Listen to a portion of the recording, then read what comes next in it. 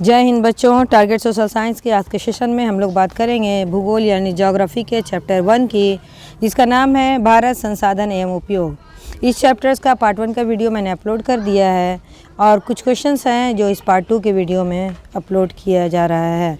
तो आइए वीडियो की शुरुआत करते हैं महत्वपूर्ण क्वेश्चंस आंसर्स के साथ। सबसे पहला सवाल है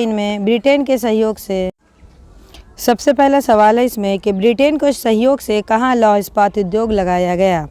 भारत में जो लौह इस्पात उद्योग लगाया गया है उनमें दुर्गापुर का कारखाना जो है वो ब्रिटेन के सहयोग से लगाया गया कारखाना है।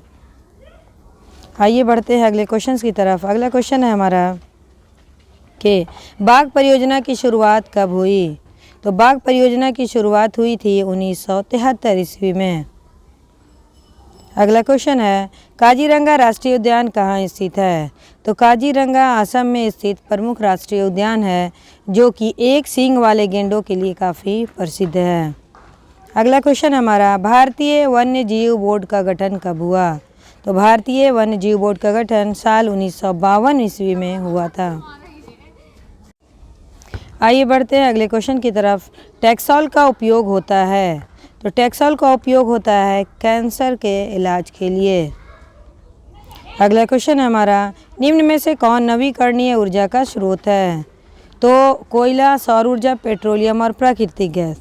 तो इनमें सौर ऊर्जा जो है वो नवीकरणीय है, यानी इसे पुनः प्राप्त किया जा सकता है, जबकि कोयला, पेट्रोलियम और प्राकृतिक गैस ये तीनों अनवीकरणीय ऊर्जा के स्रोत हैं।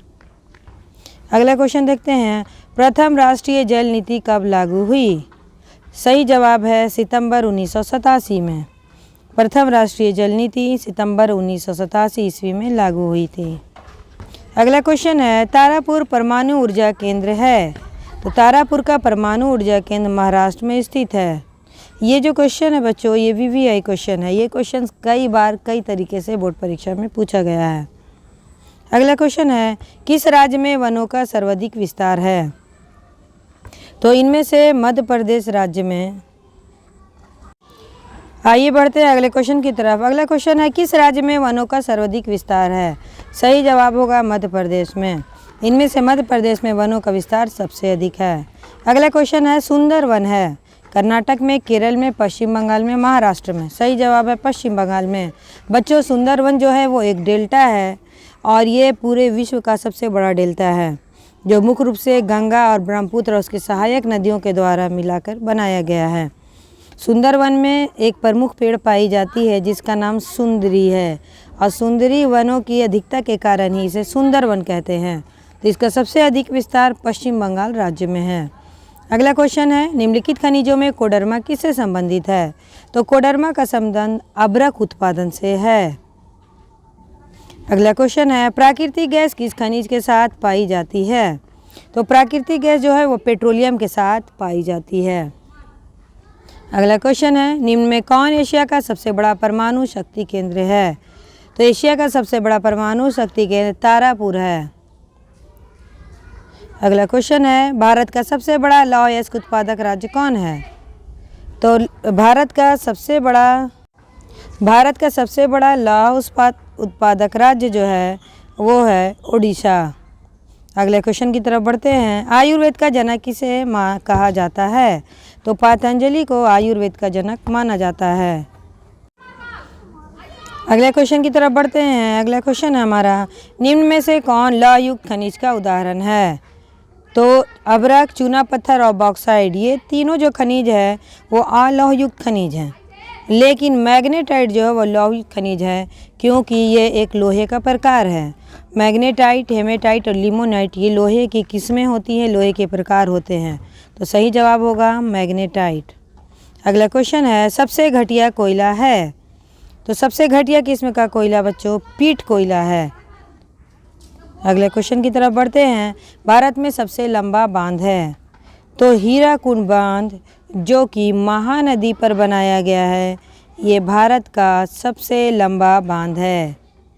अगला क्वेश्चन हमारा गोविंद सागर कृत्रिम जलाशय संबंधित है। गोविंद सागर जो है क्वेश्चन है कि गोविंद सागर कृत्रिम जलाशय संबंधित है। तो गोविंद सागर का संबंध है रिहंद बांध से। अगला क्वेश्चन है हमारा, गिर राष्ट्रीय उद्यान कहाँ स्थित है?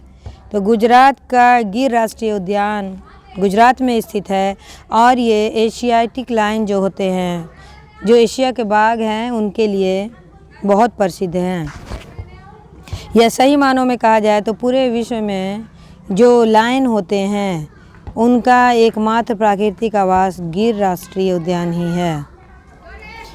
अगला क्वेश्चन है हमारा, भारत में कितने सार्वजनिक क्षेत्र के तेल परिष्करण केंद्र कार्य कर रहे हैं? भारत में सार्वजनिक क्षेत्र के 18 परिष्करण क्षेत्र, सार्वजनिक क्षेत्र के 18 जो केंद्र हैं वो सार्वजनिक क्षेत्र में कार्य कर रहे हैं। तेल परिष्करण का मतलब होता है ऑयल रिफाइनरी। अगले क्वेश्चन की तरफ बढ़ते हैं, कोयले का सर्वोत्तम प्रकार कौन सा है? तो कोयले की 4 किस्में होती हैं। उनमें सबसे उच्च कोटि का कोयला एंथ्रासाइट कोयला होता है, जिसमें कार्बन की मात्रा 80% से अधिक होती है। अगले क्वेश्चन की तरफ बढ़ते हैं, बिहार के अति जल दोहन से भूमिगत जल में किस तत्व का संकेंद्रण बढ़ा है? सही जवाब होगा क्लोराइड। अगला क्वेश्चन हमारा, एल्युमिनियम बनाने के लिए किस खनिज की आवश्यकता पड़ती है? एल्युमिनियम बनाने के लिए बॉक्साइट की आवश्यकता पड़ती है। अगले क्वेश्चन की तरफ बढ़ते हैं, पीतल बनाया जाता है। तो पीतल जो है बच्चों वो तांबा और जस्ता दोनों से मिलाकर बनाया जाता है। अगला क्वेश्चन है, भारत का सबसे पुराना तेल शोधक कारखाना स्थित है? तो डिगबोई कोयला तेल शोधक कारखाना जो है वो भारत का सबसे पुराना तेल शोधक कारखाना है। अगला क्वेश्चन है, भारत में परमाणु ऊर्जा केंद्र स्थापित किया गया था। भारत में पहला परमाणु ऊर्जा केंद्र तारापुर में स्थापित किया गया था। इसलिए मैंने कहा कि ये VVI क्वेश्चन है। ये क्वेश्चन कई तरह से पूछते हैं। एशिया का सबसे बड़ा परमाणु ऊर्जा केंद्र तारापुर, भारत का सबसे पहला परमाणु ऊर्जा केंद्र तारापुर, इसके अलावा भारत का सबसे बड़ा परमाणु ऊर्जा केंद्र वो भी तारापुर। अगले क्वेश्चन की तरफ बढ़ते हैं, निम्न में से कौन सा जानवर केवल भारत में ही पाया जाता है? घड़ियाल, डॉल्फिन, व्हेल या कछुआ? क्वेश्चन है हमारा, निम्न में से कौन सा जानवर केवल भारत में ही पाया जाता है? सही जवाब होगा गंगा डॉल्फिन, जिसे सोन्स भी कहते हैं। ये भारतीय राष्ट्रीय जलीय जीव है। अगला क्वेश्चन है हमारा, पंजाब की भूमि का निम्नीकरण का मुख्य कारण कौन सा है? तो पंजाब की भूमि का निम्नीकरण का मुख्य कारण अधिक सिंचाई है। अगला क्वेश्चन है, वन संरक्षण एवं प्रबंधन की दृष्टि से वनों को कितने वर्गों में वर्गीकृत किया गया है? सही जवाब होगा 3 वर्गों में। आइए बढ़ते हैं अगले क्वेश्चन की तरफ, 1 टन इस्पात बनाने में कितने मैग्नीज की आवश्यकता पड़ती है? क्वेश्चन है हमारा, 1 टन इस्पात बनाने में कितने मैग्नीज का उपयोग होता है? तो इसका सही जवाब है बच्चों कि 1 टन इस्पात बनाने में 10 किलोग्राम मैग्नीज की आवश्यकता पड़ती है। आइए बढ़ते हैं अपने अगले क्वेश्चन की तरफ, संविधान की धारा 21 का संबंध है। तो संविधान की धारा 21 का संबंध है वो है वन्य जीव तथा प्राकृतिक संसाधनों के संरक्षण से। तो जो चैप्टर 1 है बच्चों हमारा संसाधन एवं उपयोग, यहाँ के सभी अति महत्वपूर्ण प्रश्न समाप्त होते हैं। मिलते हैं फिर नेक्स्ट वीडियो में VVI क्वेश्चंस के साथ। तब तक के लिए जय हिंद, जय भारत।